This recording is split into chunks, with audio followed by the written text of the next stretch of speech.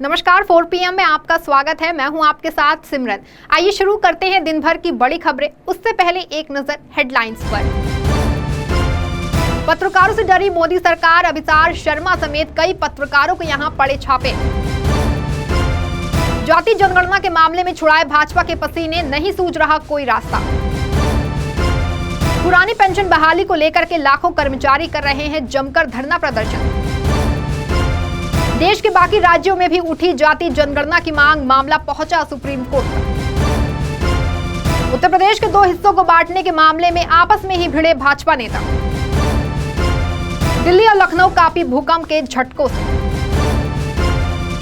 पिछले 9.5 सालों में देश में मीडिया का हाल क्या है, इससे हर कोई वाकिफ है। इसीलिए सत्ता से सवाल पूछने वाले कुछ एक पत्रकारों की आवाज को सरकार दबाने का प्रयास कर रही है। इसी की एक झलक आज फिर देखने को मिली। क्या है पूरा मामला, आइए जानते हैं इस रिपोर्ट में। चीन से फंडिंग के आरोपों से घिरी न्यूज क्लिक वेबसाइट के कई ठिकानों पर मंगलवार सुबह से ही दिल्ली पुलिस की स्पेशल सेल छापेमारी कर रही है। स्पेशल सेल न्यूज क्लिक की editor in chief Prabir Purkayastha के साथ ही वेबसाइट से जुड़े तमाम पत्रकारों के घर पर छापेमारी कर रही है। आपको बता दें कि पत्रकार अभिसार शर्मा, भाषा सिंह, अनुभवी पत्रकार उन्मिलेश, न्यूज क्लिक के संपादक प्रबीर पुरकायस्थ और गीता हरिहरन ओनिंगो चक्रवर्ती, इतिहासकार सोहेल हाशमी, व्यंगकार और stand up comedian Sanjay Rajaura पर आज सुबह छापा मारा गया। इनके घर छापेमारी करके इनके लैपटॉप और फोन ले लिए गए हैं। मोदी सरकार अब देश में सच का आईना दिखाने वाले पत्रकारों से उनके बोलने की आजादी को छीनना चाहती है, सच को दबाना चाहती है। इसी कड़ी की निंदा करते हुए पत्रकारों ने कहा कि ये सरकार की घबराहट और डर का नतीजा है। सरकार अब कवियों, लेखकों, चिंतकों और पत्रकारों के दमन पर उतर आई है। गौरतलब है कि सरकार अब सच को दिखाने वाले पत्रकारों की आवाज को दबाने के लिए ऐसे झूठे आरोप लगा रही है जो कि अत्यंत शर्मनाक है। बिहार सरकार की जाति जनगणना रिपोर्ट आने के बाद भाजपा में खलबली मच गई है। अब उसके अपने ही कुनबे से भी जनगणना की मांगे उठने लग गई हैं। क्या है पूरा मामला, आइए जानते हैं इस रिपोर्ट में। बिहार जाति जनगणना आने के बाद एक तरफ जहां नीतीश सरकार को भारी समर्थन मिल रहा है, वहीं दूसरी तरफ भाजपा को कोई रास्ता नहीं दिख रहा है। मानो भाजपा के सारे दाव उल्टे पड़ गए हैं। अब तो विपक्ष ही नहीं बल्कि खुद सत्ता पक्ष में शामिल भाजपा के सहयोगी दल भी जाति जनगणना की मांग को फिर से उठाने लगे हैं। मानो एक राज्य में जाति जनगणना आ जाने से भाजपा की उल्टी गिनती शुरू हो गई हो। एनडीए के घटक दल अपना दल और सुबह सपा ने भी जाति जनगणना कराने की मांग उठाकर भाजपा पर दबाव बना दिया है, जबकि निषाद पार्टी ने जाति जनगणना को भरमाने का प्रयास बताया है। अपना दल की अध्यक्ष अनुप्रिया पटेल का कहना है कि उनकी पार्टी हमेशा से जाति जनगणना कराने की पक्षधर रही है और इस मुद्दे को सड़क से लेकर के संसद तक भी उठाती रही है। रायबरेली में सोमवार को कार्यकर्ता सम्मेलन में उन्होंने जाति जनगणना को समय की मांग बताया। वहीं सुबह सपा के राष्ट्रीय मुख्य प्रवक्ता अरुण राजभर का कहना है कि उनकी पार्टी का गठन ही इस मुद्दे की लड़ाई को लेकर हुआ है। पार्टी विधानसभा में इस मुद्दे को कई बार उठा चुकी है। हर वर्ग के जिम्मेदारी की लड़ाई सत्ता के भीतर और बाहर रहकर भी लड़ती रहती है। सुबह सपा रोहिणी आयोग की रिपोर्ट को लागू करने की भी मांग कर चुकी है। लगातार बढ़ती जाति जनगणना की मांग से ये स्पष्ट है कि 2024 के लोकसभा चुनाव में ये एक बड़ा मुद्दा होगा। उत्तर प्रदेश को 2 हिस्सों में बांटने की मांग इन दिनों जोरों पर है, लेकिन इस मांग को लेकर के 2 भाजपा नेता आपस में ही भिड़ गए हैं। क्या है पूरा मामला, जानते हैं इस रिपोर्ट में। पश्चिमी उत्तर प्रदेश के अलग राज्य बनाए जाने की मांग को लेकर यूपी की सियासत में संग्राम छिड़ गया है। मेरठ को राजधानी बनाने और यूपी वेस्ट को अलग राज्य बनाए जाने के मुद्दे को हवा देने के बाद केंद्रीय राज्य मंत्री डॉक्टर संजीव बालियान घिरते नजर आ रहे हैं। बीजेपी के फायर ब्रांड नेता संगीत सोम ने इसको लेकर के उनके खिलाफ मोर्चा खोल दिया है और कहा है कि पश्चिमी यूपी अलग राज्य बना तो मिनी पाकिस्तान बन जाएगा। इसी के साथ ही उन्होंने दावा किया है कि फिर इस राज्य में हिंदू अल्पसंख्यक हो जाएंगे। एक वर्ग की आबादी जिस हिसाब से बढ़ रही है उससे पश्चिम की डेमोक्रेसी बदल जाएगी। संगीत सोम ने इस मांग को लेकर के अपना बयान देते हुए कहा है कि पश्चिमी यूपी को अलग राज्य बनाने की मांग बिल्कुल भी जायज नहीं है। मैं केंद्रीय मंत्री संजीव बालियान के बयान से बिल्कुल भी सहमत नहीं हूं और इसका खुलकर विरोध करता हूं। इसी के साथ उन्होंने संजीव बालियान पर निशाना साधते हुए कहा कि उन्होंने जो ऐसा बयान दिया है वो पार्टी के प्रवक्ता नहीं है। पश्चिमी यूपी को अलग करना है तो दिल्ली में मिलाया जाए।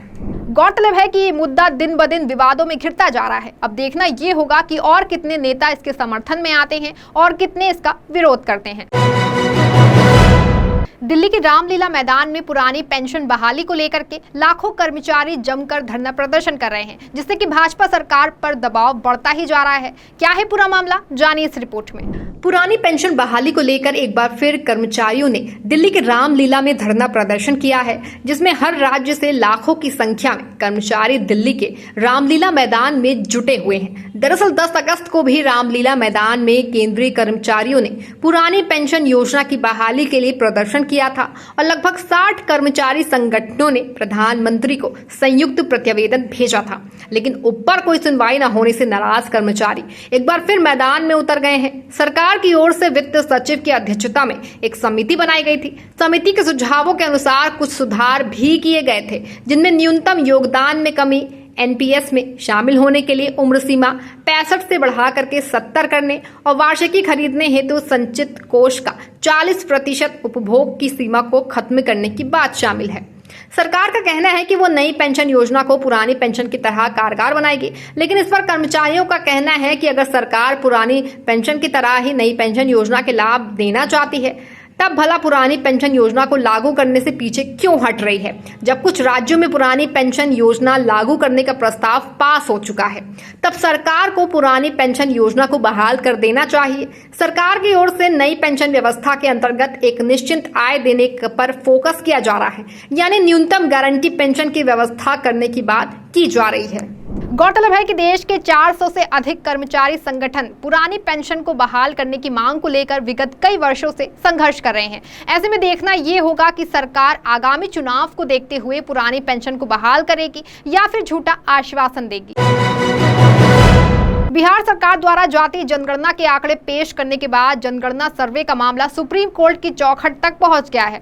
क्या है पूरा मामला, जानिए इस रिपोर्ट में। बिहार राज्य में नीतीश सरकार ने देश के पहले जातिगत आबादी सर्वे की रिपोर्ट पेश करने के बाद से ही देश की सियासत गर्मा गई है, जिसे लेकर के हर कोई अपना अपना बयान दे रहे हैं। मध्य प्रदेश में तो कमलनाथ ने ऐलान कर दिया है कि कांग्रेस के सत्ता में आते ही मध्य प्रदेश में भी जातीय जनगणना कराई जाएगी, लेकिन ये मामला अब सुप्रीम कोर्ट तक पहुंच गया है। दरअसल जातीय जनगणना को लेकर के सुप्रीम कोर्ट में आज यानी कि 3 अक्टूबर को सुनवाई होनी थी, जिसे 6 अक्टूबर के लिए टाल दिया गया है।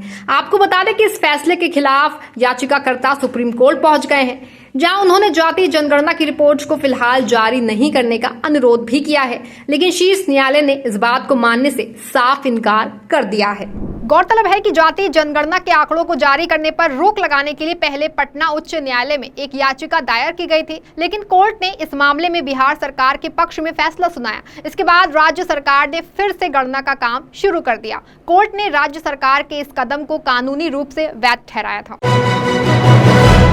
दिल्ली और लखनऊ समेत कई जगहों पर भूकंप के झटके महसूस किए गए हैं। जाने विस्तार से इस रिपोर्ट में।